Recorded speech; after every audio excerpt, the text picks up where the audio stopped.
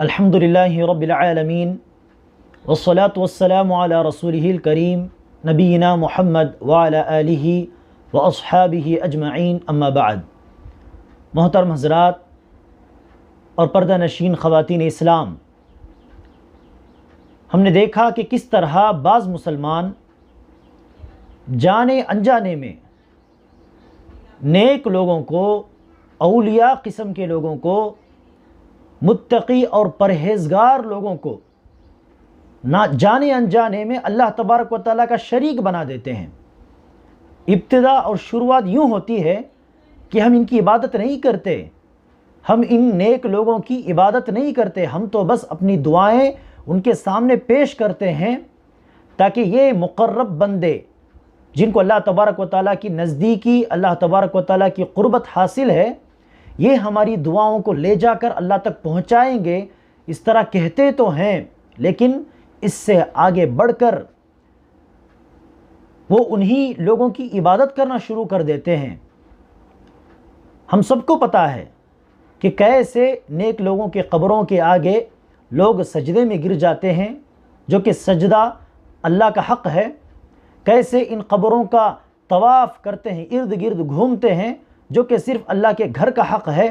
تو اس طرح شروعات کچھ اور ہوتی ہے، لیکن آگے آگے چل کر بہت سارے شرکیہ کام وہ ان نیک لوگوں کے نام پر کرنے لگتے ہیں۔ یہ شیطان کی چال ہے، اس کو سمجھنے کی ضرورت ہے، اور نیک لوگوں کے، اولیاء کے معاملے میں حدیں پار کرنے کے بجائے حد کے اندر رہتے ہوئے ان اولیاء کی عزت کرنا، ان نیک لوگوں کی تکریم کرنا، تعظیم کرنا ہم پر ضروری ہے، اور نیک کاموں میں ان لوگوں کی پیروی کرنا ہم پر ضروری ہے۔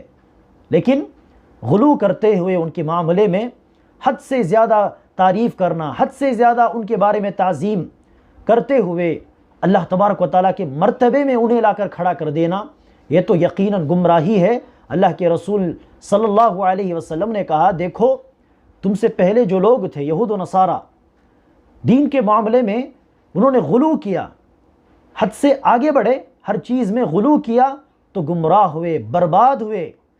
تو اس لیے تم دین کے معاملے میں غلو نہ کرنا۔ تو اولیاء اکرام کی عزت ہمیں کرنی ہے، ان کی پیروی ہمیں کرنی ہے، لیکن اس معاملے میں ہم غلو کریں گے تو یہ غلو ہمیں لے جا کر شرک میں ڈھکیل دے گا، جیسے کہ شرک کی ابتدا انہی اولیاء کے نام پر شیطان نے کی تھی۔ شرک کو اس نے انہی نیک لوگوں کے نام پر شروع کیا تھا۔ اور اکثر نیک لوگوں کا نام لے کر، اولیاء کا نام لے کر جو لوگ لوگوں کو گمراہ کرتے ہیں، نیک لوگوں کی عبادت کی دعوت دیتے ہیں، شرک کی دعوت دیتے ہیں، لوگوں کو پھنساتے ہیں، اکثر ہم دیکھتے ہیں کہ یہ لوگ اولیاء کے کرامات، اولیاء کی تعظیم، اولیاء کے کارنامے کے نام پر ایسی ایسی باتیں بتلائیں گے کہ جس کا تعلق علم غیب سے ہوتا ہے۔ ابھی جو بات میں بتانے جا رہا ہوں اسے غور سے سنیے اور سمجھنے کی کوشش کیجئے، تاکہ آپ کو بھی یہ مسئلہ سمجھ میں آ جائے اور اوروں کو بھی بتانے میں، سمجھانے میں، نیک راستہ، سیدھا راستہ دکھانے میں مدد مل سکے۔ اکثر یہ لوگ غیب کی باتیں بتائیں گے، ایسی ایسی چیزیں، ایسے ایسے واقعات کہ جس کا خالص تعلق، پورا تعلق غیب سے ہو۔ غیب کا مطلب جو چیزیں ہماری آنکھوں سے اوجھل ہیں، دور ہیں، نہ اسے ہم دیکھ سکتے ہیں، نہ اسے ہم سن سکتے ہیں، کسی بھی اعتبار سے ہم اسے محسوس نہیں کر سکتے، ویسی تمام چیزیں غیب ہیں، چھپی ہوئی چیزیں۔ جیسے کہ مثال کے طور پر ایک شخص عبد القادر جیلانی رحمہ اللہ کے بارے میں بیان کر رہا ہے لوگوں کے سامنے۔ وہ کہتا ہے کہ عبد القادر جیلانی رحمہ اللہ کا جب انتقال ہوا، وہ دفن کر دیے گئے قبر پر، تو فرشتے سوال کرنے کے لیے آئے۔ فرشتوں نے سوال کرنا شروع ہی کیا تھا کہ من ربک، تمہارا رب کون ہے، تمہارے رسول کون ہے، اور تمہارا دین کیا ہے، مذہب کیا ہے۔ فرشتے منکر نکیر سوال کرنا شروع ہی کر رہے تھے کہ عبد القادر جیلانی کہنے لگے، چپ رہو، سب سے پہلے میں کیا سوال کر رہا ہوں اسے سنو، میرے سوال کا جواب تم پہلے دو، پھر اس کے بعد میں تمہارے سوالوں کا، 3 سوالوں کا جواب دوں گا۔ مجھے تو اس کا جواب معلوم ہے، میں تو دوں گا ہی، لیکن اس سے پہلے میرے سوالوں کا تم جواب دو۔ یہ کہہ کر وہ کہنے لگے اللہ تبارک و تعالیٰ نے جب آدم علیہ السلام کو پیدا کرنا چاہا تو کیوں تم لوگوں نے اعتراض کیا؟ تم فرشتوں نے کیوں اللہ تبارک و تعالیٰ کے اس فیصلے پر اعتراض کرتے ہوئے کہا کہ اے اللہ، زمین پر پہلے ہی سے جن تیری مخالفت کر رہے ہیں، گناہ کر رہے ہیں، فساد مچا رہے ہیں، ایسے میں تو انسان کو کیوں پیدا کر رہا ہے؟ کیوں تم لوگوں نے اللہ تبارک و تعالیٰ کے ایک فیصلے پر اعتراض کیا؟ تو اس طرح وہ پوچھنے لگے۔ پھر اس کے بعد یہ معاملہ اللہ تک پہنچا۔ پھر اللہ تبارک و تعالیٰ نے عبد القادر جیلانی رحمہ اللہ سے درخواست کی کہ چلیے فرشتوں کو معاف کر دیجئے۔ یہ واقعہ وہ بیان کر رہا ہے اور یہاں پر لوگ واہ واہ کیے جا رہے ہیں، واہ واہ کے نعرے، اللہ اکبر کے نعرے، غوث اعظم کے نعرے لگ رہے ہیں۔ پھر اس کے بعد عبد القادر جیلانی رحمہ اللہ نے اللہ سے کہا کہ ہاں میں ان فرشتوں کو معاف کرنے کے لیے تیار ہوں، لیکن ایک شرط ہے، ایک کنڈیشن ہے۔ وہ ایک شرط کیا ہے؟ کہا کہ میرا مرید جو بھی قبر پر آئے گا، فرشتے جو بھی سوال کریں گے، یہ فتنہ قبر کے یہ سوالات میرے مریدوں کے لیے آسان ہو جائے، میرے مرید اس یہ بیڑا پار کر دیں، اس مرحلے سے وہ آسانی سے گزر جائیں، یہ میری شرط ہے۔ اللہ نے کہا ہاں آپ کے تمام مریدوں کے لیے میں چیز آسان کر دوں گا۔ تب اس کے بعد انہوں نے فرشتوں کو معاف کیا اور فرشتوں کے سوال کا جواب دیا۔ ذرا سوچئے، عبد القادر جیلانی فرشتوں سے سوال کر سکتے ہیں یا نہیں؟ فرشتوں کو ڈانٹ سکتے ہیں یا نہیں؟ کیا یہ بات چیت ہونا ممکن ہے یا نہیں؟ یہ تمام چیزیں بعد میں ہم بحث کریں گے، لیکن سب سے پہلا سوال کیا ہے؟ اگر اس طرح کا کچھ واقعہ ہوا ہو، پیش ہوا ہو ان کی قبر میں، کس نے تم کو یہ واقعہ بتلایا؟ اگر ہوا بھی ہو، ہم مان لیں کہ ہاں اس طرح کا واقعہ ہو سکتا ہے، لیکن سوال یہ ہے کہ اگر ہوگا بھی تو بتلائے گا کون لوگوں سے؟ کون ہے جو بتلائے گا کہ قبر کے اندر عبد القادر جیلانی رحمہ اللہ کے ساتھ یہ واقعہ پیش آیا ہے، فرشتوں سے انہوں نے ایسے بات پوچھے ہیں؟ کون ہے جو ہم کو یہ بات بتلائے گا؟ یہ تو غیب کی بات ہے۔ قبر کے اندر ہوتا کیا ہے یہ کسی کو نہیں معلوم۔ تو اگر قبر کے اندر اس قسم کا واقعہ ہو بھی جائے تو اسے لوگوں کے سامنے کون بیان کر سکتا ہے؟ کس کے پاس اتنی طاقت ہے؟ کس کے پاس یہ غیب کا علم ہے؟ بتلائیے۔ لیکن لوگ سوچنے کے لیے تیار ہی نہیں۔ دنیا کے معاملے میں کوئی پروڈکٹ، کوئی چیز ہم خریدتے ہیں تو لاکھ مرتبہ سوچتے ہیں کہ خریدیں گے کہ نہیں، یہ کمپنی اچھی ہے کہ نہیں ہے، گارنٹی ہے کہ نہیں ہے، ہم لاکھ بار سوچتے ہیں۔ حالانکہ وہ چیز ہم لے کر گئے، خراب بھی ہو جائے وہ چیز، دوبارہ ہم دوسری چیز خرید سکتے ہیں پیسہ خرچ کر کے، لیکن یہ ہمارے دین کا معاملہ ہے، یہ ہمارے ایمان کا معاملہ ہے۔ ایمان آپ نے گنوا دیا، اللہ نہ کرے، اور اسی حالت میں آپ مر گئے تو دوبارہ سدھرنے کے لیے موقع نہیں ملے گا، صحیح ایمان حاصل کرنے کا موقع آپ کو نہیں دیا جائے گا۔ تو ایسے میں ایمان اور عقیدے کے معاملے میں ہم کو کتنا ہوشیار ہونا چاہیے۔ دنیا کے معاملے میں تو ہم بڑے ہوشیار ہیں، کسی گھر کے لیے جاتے ہیں کرائے کے گھر پہ 100 مرتبہ پوچھتے ہیں کہ پانی آتا ہے کہ نہیں، اس گھر کے اطراف دوسرے دکان وغیرہ ہے کہ نہیں، سہولت ہے کہ نہیں، کئی بار ہم پوچھتے ہیں، پوچھ تاچھ کرتے ہیں، پھر جاتے ہیں۔ دنیا کے معاملے میں ہم اتنی ہوشیاری سے کام لیتے ہیں، اور دین کے معاملے میں جو کوئی آیا، جو بھی کہنے لگا، تمام چیزوں کو ہم مان لیتے ہیں۔ ہمیں سوچنا چاہیے کہ یہ تو غیب کی چیز ہے، خبر میں کیا ہوتا ہے کیا نہیں، یہ تو غیب کا معاملہ ہے۔ یہ کیسے ایک عالم بیٹھ کر بیان کر رہا ہے؟ کیسے بیان کرنا ممکن ہے؟ تو دیکھیے یہ غیب کا معاملہ، غیب کے بارے میں کسی کو علم نہیں، لیکن ایسی من گھڑت باتیں بیان کر کے لوگوں کو گمراہ کیا جاتا ہے، اور لوگ بھی مان لیتے ہیں، واہ واہ کرنے لگتے ہیں، تالیاں پیٹنے لگتے ہیں۔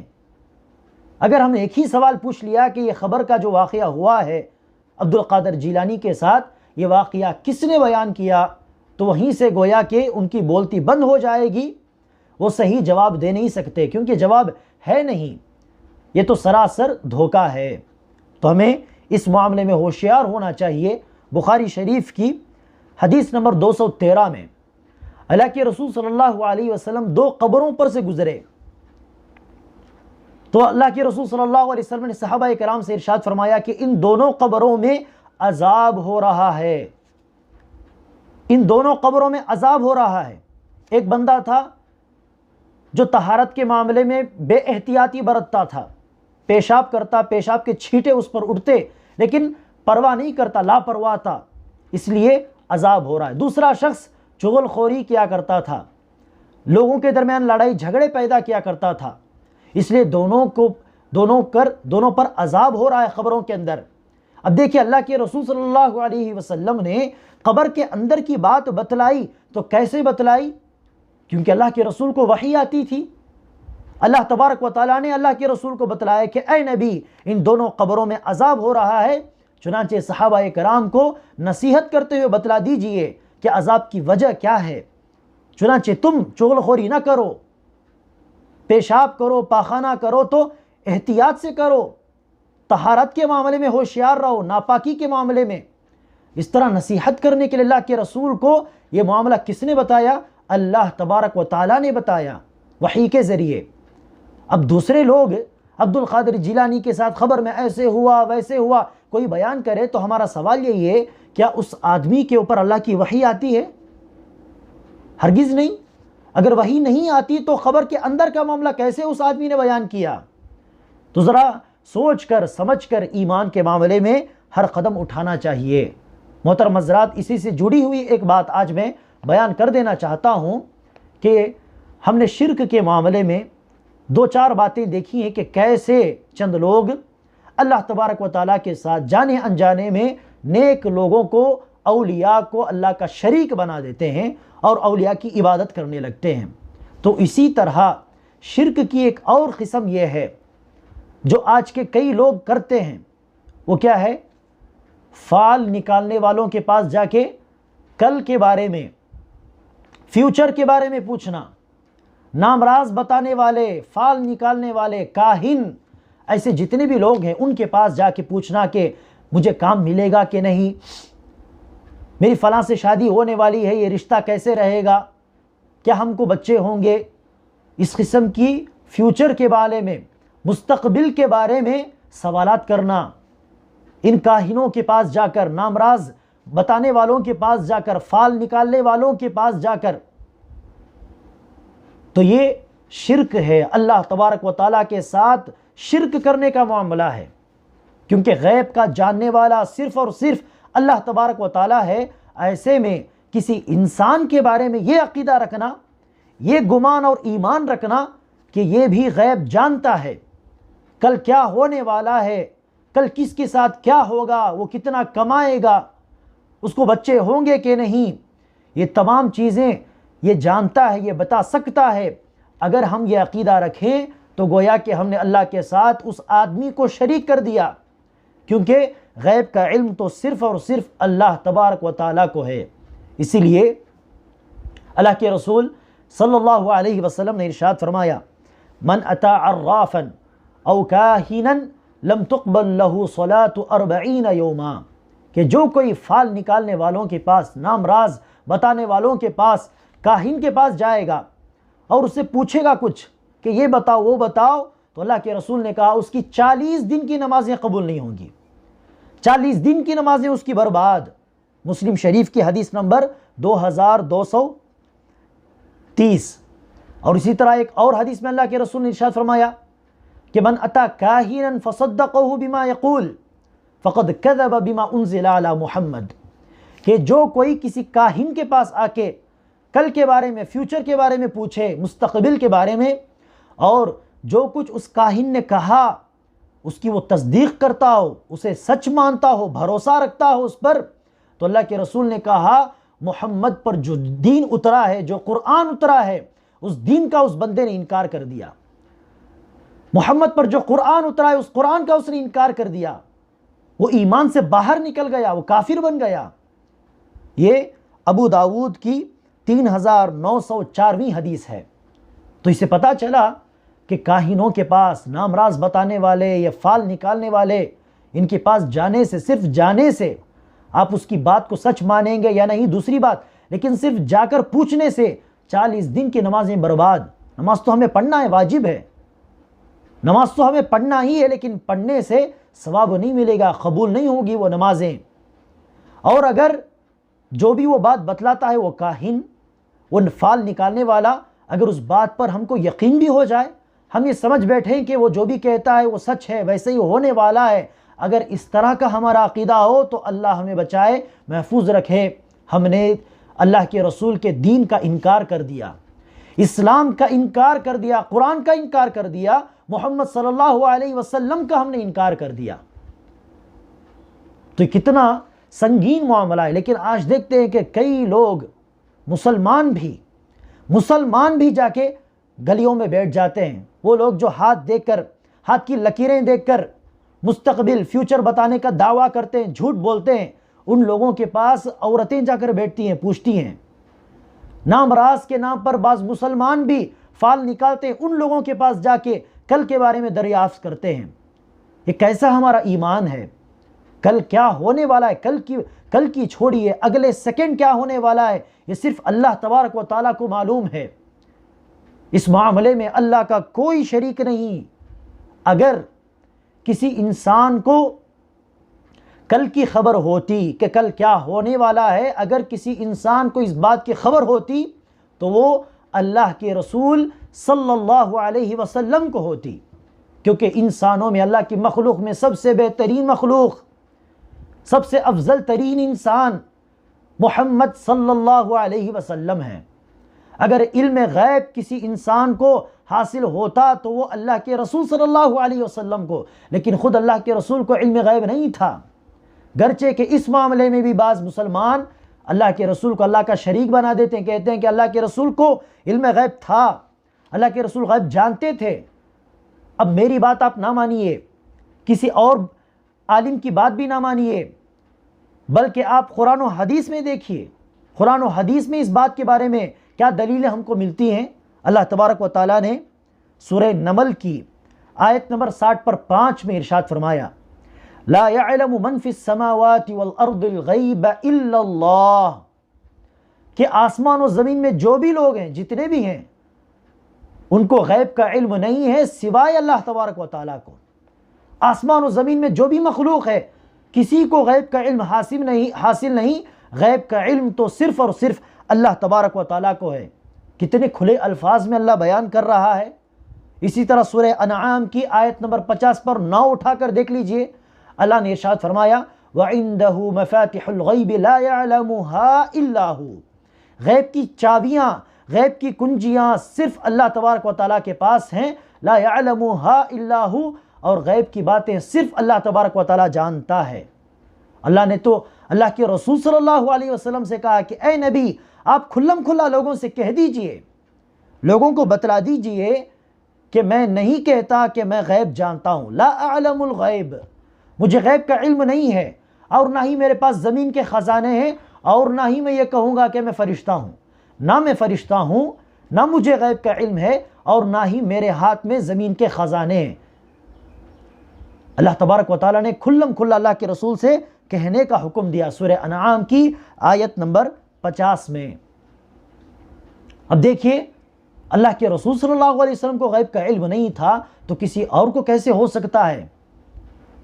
اللہ کے رسول صلی اللہ علیہ وسلم کو اگر غیب کا علم ہوتا، ہاں اللہ کے رسول نے کل کے بارے میں بہت ساری چیزیں بیان کی ہیں، قیامت کی نشانیاں، قیامت سے پہلے ایسے ہوگا، قیامت سے پہلے ایسے ہوگا، بہت ساری چیزیں اللہ کے رسول نے بیان کی۔ اللہ کے رسول نے اپنے زمانے میں کئی غیب کی چیزیں بتلائیں۔ اللہ کے رسول صلی اللہ علیہ وسلم نے جتنی غیب کی چیزیں غیب کے بارے میں ہم کو بتلایا، تمام پر ہمارا ایمان ہے، یقین ہے۔ اس کا مطلب یہ نہیں کہ اللہ کے رسول خود بذات خود غیب کی چیزوں کو جانتے تھے اس لیے لوگوں کو بتلایا، نہیں، بلکہ اللہ نے ان پر وحی کی، اللہ نے اللہ کے رسول کو بتلایا تو اللہ کے رسول نے انسانوں کو بتلایا۔ اللہ تبارک و تعالیٰ نے جو چیزیں نہیں بتلائیں غیب کی، اللہ کے رسول کو اس کا پتہ نہیں ہے۔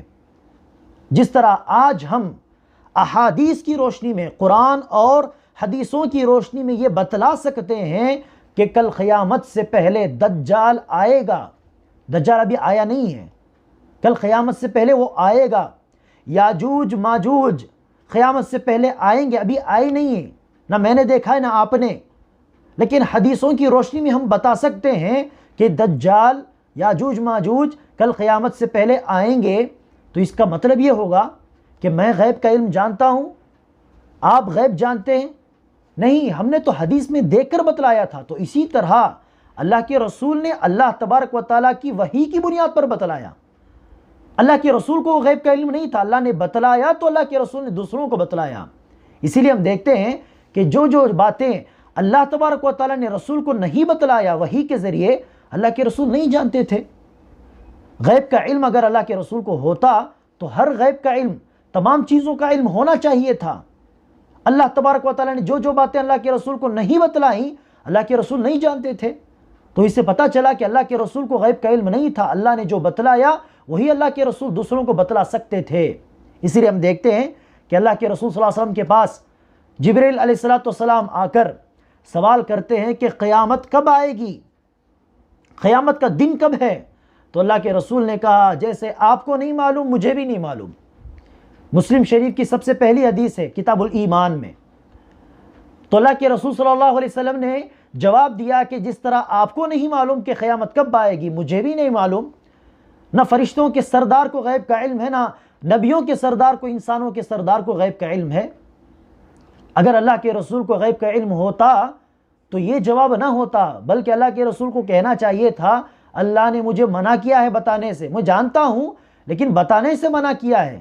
لیکن اللہ کے رسول نے تو کہا کہ میں نہیں جانتا۔ تو آیتیں بالکل واضح ہیں، حدیثیں بالکل واضح ہیں، بالکل کلیئر ہیں۔ اگر اللہ کے رسول کو غیب کا علم ہوتا تو اللہ کے رسول چند لوگوں کی درخواست پر 70 صحابہ کرام، حافظ صحابہ کرام، علماء صحابہ کرام کو ان لوگوں کے ساتھ نہیں بھیجتے جن لوگوں نے 70 صحابہ کو لے جا کر سفر کے دوران قتل کر دیا۔ چند لوگ اللہ کے رسول کے پاس آئے اور کہنے لگے اے محمد ہم ایمان لانا چاہتے ہیں، ہمارے بستی کے لوگ بھی اسلام میں آنا چاہتے ہیں، آپ چند علماء کو، قرآن کے حافظوں کو ہمارے ساتھ بھیجیے تاکہ وہ لوگ ہمارے بستی میں آئیں اور دعویٰ کریں، اسلام کی طرف لوگوں کو بلائیں۔ تو ہمارے بستی والے اسلام میں آنے کے لیے بالکل تیار ہیں۔ تو اللہ کے رسول خوش ہوئے اور بڑے بڑے صحابہ کرام کو، علماء صحابہ کرام کو ان کے ساتھ بھیجا۔ تو ان لوگوں نے دھوکہ دیا اور دوران سفر 70 کے 70 صحابہ کرام کو قتل کر دیا، نعوذ باللہ۔ تو ذرا سوچئے اگر اللہ کے رسول کو غیب کا علم تھا تو اللہ کے رسول تو جانتے تھے کہ یہ لوگ دوران سفر صحابہ کو مارنے والے، یہ تو مجھے دھوکہ دینا چاہتے ہیں۔ تو اللہ کے رسول نے کیوں ان 70 صحابہ کرام کو بھیجا، کیوں موت کے منہ میں ڈھکیلا؟ اللہ کے رسول صلی اللہ علیہ وسلم غیب کا علم نہیں جانتے تھے۔ عائشہ رضی اللہ عنہا پر، اللہ کے رسول کے پیاری زوجہ پر تہمت لگائی گئی، منافقوں نے عائشہ رضی اللہ عنہا پر تہمت باندھا۔ اللہ کے رسول صلی اللہ علیہ وسلم اگر غیب کا علم جانتے تھے تو اللہ کے رسول پریشان نہیں ہوتے۔ اللہ کے رسول صحابہ کرام سے دوڑے دوڑے مشورہ نہیں کرتے عائشہ رضی اللہ عنہا کے بارے میں کہ تمہارا عائشہ کے بارے میں کیا خیال ہے، کیا وہ یہ غلطی کر سکتی ہے۔ اللہ کے رسول اس طرح پریشان نہیں ہوتے۔ پریشان ہونا تو دور کی بات، منافقین نے جو تہمت لگائی وہ تو دور کی بات، عائشہ رضی اللہ عنہا اپنا ہار گم کر دیتی ہیں۔ اس ہار کی تلاش میں عائشہ رضی اللہ عنہا نکل جاتی ہیں، اور یہاں پر اللہ کے رسول اور دیگر صحابہ کرام عائشہ رضی اللہ عنہا کو چھوڑ کر نکل جاتے ہیں مدینے کی طرف۔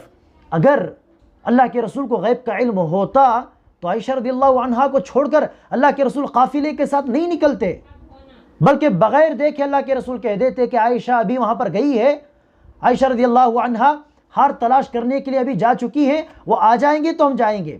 لیکن اللہ کے رسول نے نہیں کہا، کیونکہ اللہ کے رسول غیب کا علم نہیں جانتے تھے، اس لیے نکل گئے۔ تو اس طرح ایک نہیں دو نہیں محترم حضرات اور خواتین، بیسیوں دلائل پیش کیے جا سکتے ہیں کہ اللہ کے رسول کو غیب کا علم نہیں تھا۔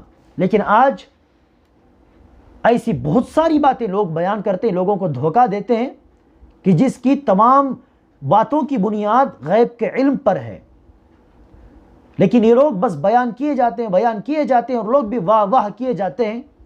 ذرا تو سوچنا چاہیے، یہ غیب کا معاملہ ہے، اللہ کے رسول ہوں تو اللہ کی وحی کے ذریعے بتا سکتے ہیں، یہ تو اللہ کے رسول نہیں ہیں، یہ لوگ تو غیب کے بارے میں کیسے اتنے واقعات بیان کر رہے ہیں، کیا بنیاد ہے ان لوگوں کے پاس؟ کیسے ان لوگوں کو پتہ چلا؟ ذرا تو سوچنا چاہیے۔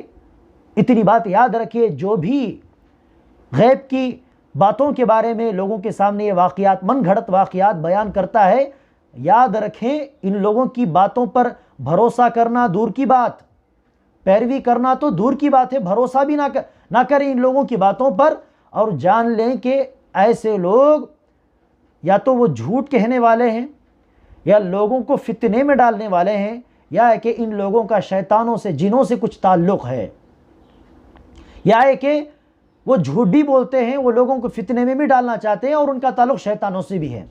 تو ان لوگوں کے پیچھے نہ پڑیں، قرآن و حدیث کی واضح دلائل کی اتباع کریں۔ جتنا ہم دنیا کے معاملے میں ہوشیاری سے کام لیتے ہیں، اس سے کہیں زیادہ ایمان اور عقیدے کے معاملے میں ہوشیاری سے کام لیں۔ اللہ تبارک و تعالی ہم تمام کو ان جیسے تمام فطروں سے، شرکیہ کاموں سے، عقیدوں سے بچائے، آمین۔ السلام علیکم ورحمۃ اللہ وبرکاتہ۔